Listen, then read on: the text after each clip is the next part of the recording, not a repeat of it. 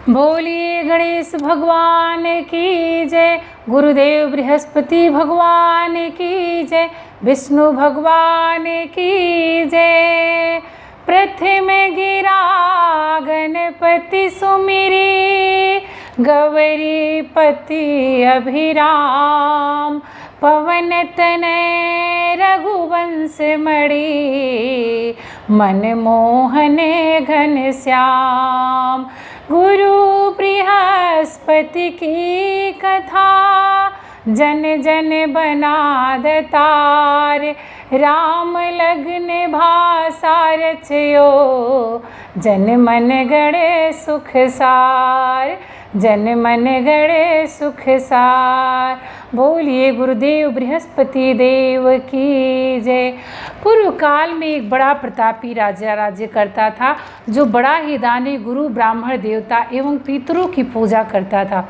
वह नित्य देव मंदिरों में दर्शन करने जाता था एवं प्रत्येक गुरुवार को बृहस्पति भगवान का व्रत रखकर पीले वस्त्र एवं पीले फल फूल आदि नैवेद्य से उनकी पूजा करता हुआ दीन दुखियों की सहायता में सर्वदा तल्लीन रहा करता था। परंतु वह जितना ही धार्मिक था, उसकी रानी उतनी ही अधार्मिक और बुद्धिहीन थी। उसे अपनी राजा की ये सब बातें, धार्मिक दान पुण्य करना अच्छा नहीं लगता था। वह दिन रात अपने ऐशो आराम में लगी रहती थी और मनमाने सब कार्य किया करती थी। इसका यह नतीजा था कि राजा की धर्मशीलता से उस रानी का भी कोई अनिष्ट नहीं होता था और सारी प्रजा सुख से अपने घरों में निवास करती थी। एक दिन राजा वन में शिकार खेलने को चले गए और रानी अपने दासियों सहित घर पर निवास करती थी। तब संयोग बस उसी दिन गुरुदेव बृहस्पति जी साधु का वेश धारण करके राजा के द्वार पर आकर राजा की जय मनाई और भिक्षा की याचना की। राजा तो घर पर थे नहीं, रानी अपने दासियों सहित थी। रानी घर में से निकली तो बोली, हे साधु महाराज, राजा तो घर पर है ही नहीं, जो भिक्षा और दान देते हैं बिना उनके कौन देगा।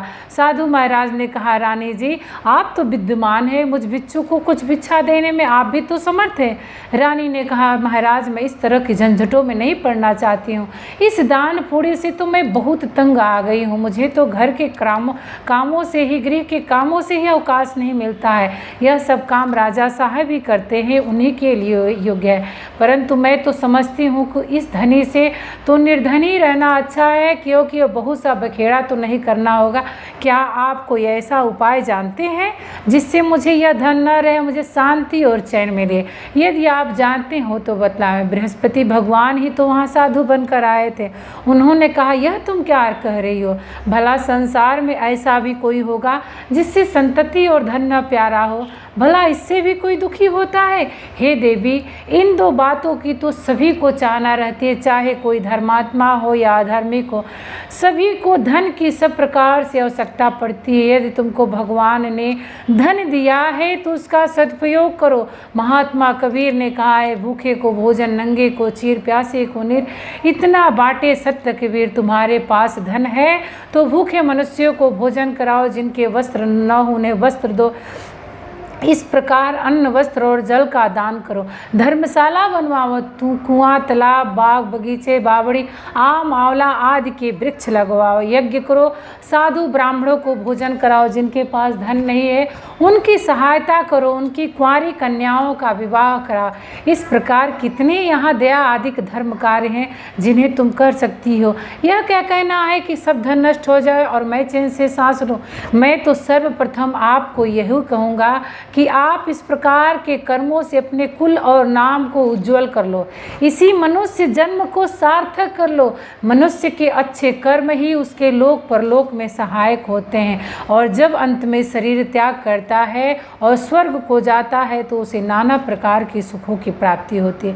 परंतु साधु महात्मा की इस बात का, इस कथन से रानी के ऊपर कोई प्रभाव नहीं पड़ा। उसने कहा, नहीं महाराज, मुझे इतना धन नहीं चाहिए जिससे मैं इतना यत्न करके उठाऊं, रखूं तथा फिर से दान दे डालो, अथवा आपने जो कहा इतनी पाखंड करूं। मुझे तो यूं ही नहीं समय मिलता है, मेरा तो सारा समय नष्ट हो जाता है। मुझे तो यूं ही समय नहीं मिलता है, मेरा सारा समय इसी में नष्ट हो जाता है।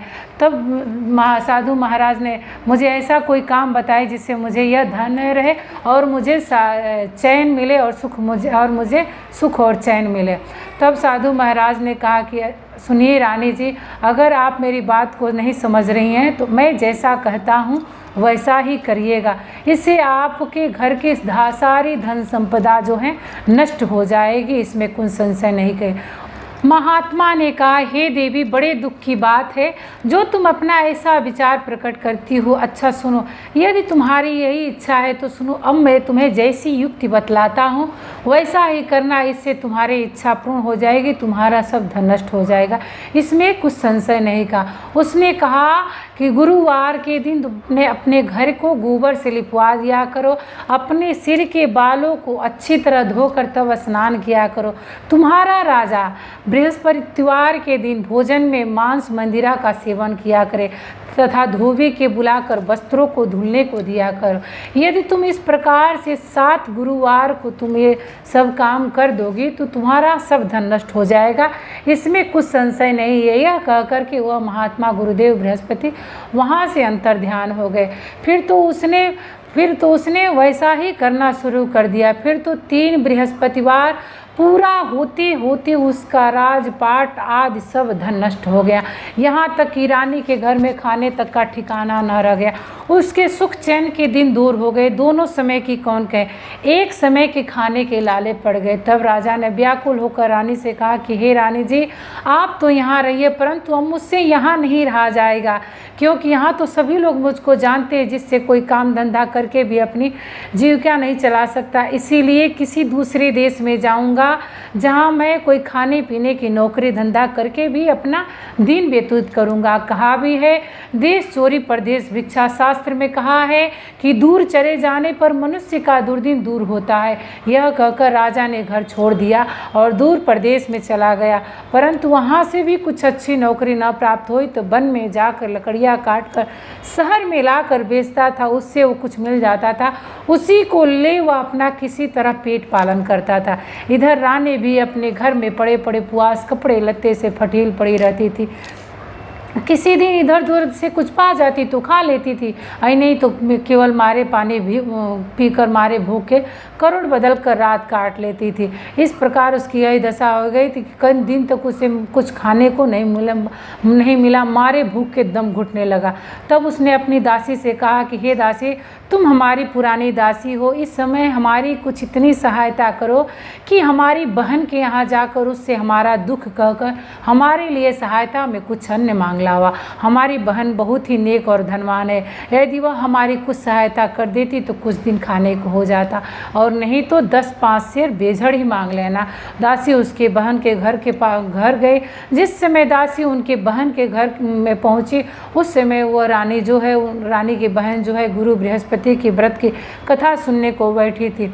वह मौन भाव से कथा सुन रही थी। उस कथा में जब तक कथा पूरी न हो जाए बोला नहीं जाता है, वहाँ से उठाया नहीं जाता है। उसी समय रानी की दासी जो है उस समय पहुँची तो उसने कहा, हे रानी, मैं आपकी बहन के पास से आई हूँ, आपकी बहन इस समय बड़े कष्ट में है, आप उनकी कुछ सहायता करें, और नहीं तो 10-5 सेर बेझड़ ही उनके लिए दे दें तो कुछ दिन तो कट जाएंगे, उनके लिए बहुत है, कुछ दिन तो कट जाएंगे। दासी ने कई बार कहा, परंतु रानी ने ध्यान न दिया और कुछ न बोली, क्योंकि वह मौन भाव से एकाग्रचित हो बृहस्पति भगवान की कथा में लीन थी। जब रानी कुछ न बोली तो मन में उदास हो अपने घर को लौट उस रानी के पास चली आई जिसने उसे भेजा था, और आकर रानी से कहा कि हे रानी, आपकी बहन तो बड़ी घमंडी है, वह सहायता और बेझड़ क्या देती, उसने तो मुंह से एक बात भी नहीं की। यह सुन रानी ने कहा, यह उसका दोष नहीं है, किंतु सब अपने बुरे दिन की बात है। जब बुरा दिन आता है तब तृण भी पहाड़ बन जाता है, कोई भी उस दुखी का साथ नहीं देता है, मित्र भी शत्रु बन जाता है, कोई भी उस दुखी का साथ नहीं देता है। इधर तो यह बात हुई, ये दोनों लोग इधर तो यह बात कर रही थी।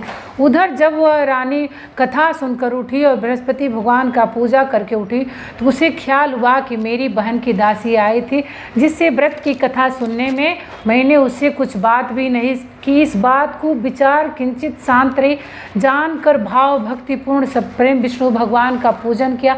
विसर्जन कर वह सीधे अपने बहन के घर चली और उसने कहा कि हे बहन के घर पहुँची और उसने कहा कि हे बहन, आपकी दासी मेरे पास गई थी, परंतु मैं जब आपकी दासी मेरे पास गई थी तो मैं बृहस्पति भगवान की कथा सुन रही थी। उस कथा में जब तक कथा पूरी न हो तब तक बोला नहीं जाता है और वहाँ से उठा नहीं जाता है। इस कारण वह लौट आई। और कहो बहन, आपने किस लिए मेरे पास भेजा था, यह बताओ कि वो क्या बात है कि आपने मेरे पास किस लिए भेजा था। यह सुनकर उस रानी ने कहा कि तुम तो जानती हो कि हमारे, हे बहन, तुम तो जानती हो कि इस समय हमारे घर की दशा बड़ी शोचनीय हो गई, बड़ी दयनीय हो गई। इसलिए मैंने दासी को तुम्हारे पास 5 सेर बेजड़ लेने के लिए भेजा था, परंतु वो खाली हाथ लौट आई। तो मैंने सोचा कि तुम किसी काम में फंसी होगी, जिसे दासी को यूं ही लौटा दिया होगा। रानी बोली, नहीं बहन, उसने तो मुझसे कुछ नहीं कहा था, परंतु यह क्या बात है, मैं तो समझती हूँ कि तुम्हारे ही घर में बेजड़ मौजूद है। तुम अपने घर में जाकर देखो तो सही। अपनी बहन के घर कहने पर जब वो घर में जाकर देखी तो बेजड़ से भरा हुआ एक घड़ा मिल गया। अब तो रानी और बांदी बहुत ही खुशी। बांदी बोली, हे रानी, यो तो भोजन के अभाव में हम लोग नित्य ही व्रत करते हैं। यदि हम लोग इनसे व्रत विधि और कथा पूछ लें और किया भी करें तो कोई हानि नहीं है। रानी ने कहा, कोई हानि नहीं है, अवश्य ही पूछ लिया जाए। रानी अपने बहन के समीप बैठकर पूछा कि हे बहन, बृहस्पतिवार के व्रत का क्या विधान है, वो व्रत कैसे किया जाता है।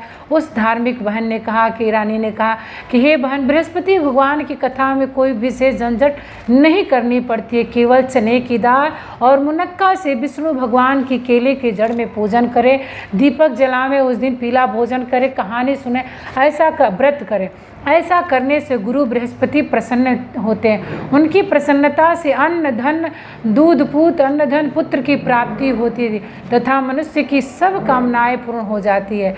यह सुनकर बांदी और रानी दोनों ने निश्चय किया कि बृहस्पतिवार का व्रत, गुरुदेव बृहस्पति का व्रत अवश्य करेंगे। जब 7 दिन के बाद बृहस्पतिवार का दिन आया तब उन दोनों ने व्रत किया। तब चना और गुड़ कहाँ में से मिले, इसके लिए उन्होंने घुड़सवाल में प्रवेश किया। वहाँ से जाकर चना और गुड़ बिनकर ले आकर उसे चने की दाल बनाकर गुड़ सहित जाकर केले की जड़ में विष्णु भगवान का पूजन किया। इस प्रकार तो उन दोनों ने व्रत कर लिया, परंतु पीला भोजन कहाँ से प्राप्त हो। बेचारी और रानी और दासी दोनों बड़ी दुखित हुई। परंतु व्रत के प्रभाव से भगवान गुरुदेव बृहस्पति तो बड़े प्रसन्न थे, इसलिए 2 थालों में सुंदर पीला भोजन लेकर भगवान स्वयं उपस्थित हुए और दासी को देकर बोले कि हे दासी, ये तुम्हें और तुम्हारी रानी दोनों के लिए, अभी तुम दोनों भोजन करना। दासी भोजन को पाकर बड़ी प्रसन्न हुई। भोजन पाकर बड़ी प्रसन्नता से वो भोजन रानी के पास लेके गई। तब रानी और बांदी दोनों ने बड़ी प्रसन्नता से भोजन किया। फिर तो वह प्रत्येक बृहस्पतिवार को व्रत रखती है एवं देव गुरु बृहस्पति के लिए भगवान विष्णु की पूजा करती थी। इस पूजा से फिर वह रानी हो गई। इसके घर में ज्यों के त्यों सारी संपदा भी भर गई। दासी भी बड़ी धनवान हो गई। परंतु ब्रह्मा के लेख और कर्म की रेखा को मिटाना बड़ा कठिन होता है। फिर रानी आलसी हो गई। तब दासी ने कहा, देखो रानी, तुम पहले भी इस प्रकार आलस्य करती थी जिससे सब कुछ नष्ट हो गया। बहुत परिश्रम के बाद तुम्हारे ये सुदिन लौटे हैं। अब फिर वही आलस्य ना करो, दीन जनों को दान देकर सब पुण्य के कर्म करो। भूखे को भोजन, प्यासे को पानी दो, पौसरे बिठाओ, ब्राह्मणों को दान मान सम्मान और भोजन दो। रानी ने फिर खूब सुकुर्म किया। इसका यश फैल गया। वह अपने पति राजा के लिए चिंता में पड़ गई। राजा कैसे होंगे। उसने गुरु बृहस्पति से राजा के मिलने की प्रार्थना की। भगवान ने रात्रि में राजा को स्वप्न में कहा कि हे राजा, आपकी रानी आपको याद करती है। राजा प्रातः काल होते ही अपने देश को चला। मार्ग में उसकी बृहस्पति से भेंट हो गई। बृहस्पति भगवान ने उसको अपना व्रत करने को कहा। व्रत में चने की दाल और गुड़ को जल के लोटे में डाल करके केले के जड़ में विष्णु भगवान की पूजा करने को कहा। तब राजा ने कहा कि हे प्रभु, मैं इतना पैसा कहाँ से पाऊंगा जो यह सविधि विधान से करूंगा। साधु के वेश में आए गुरु बृहस्पति देव ने कहा, तुम अगले बृहस्पतिवार का व्रत करके देखो तो सही, तुमको रोज से दुगुना धन प्राप्त होगा। तो दोस्तों, यही है गुरुवार व्रत की प्रथम कहानी।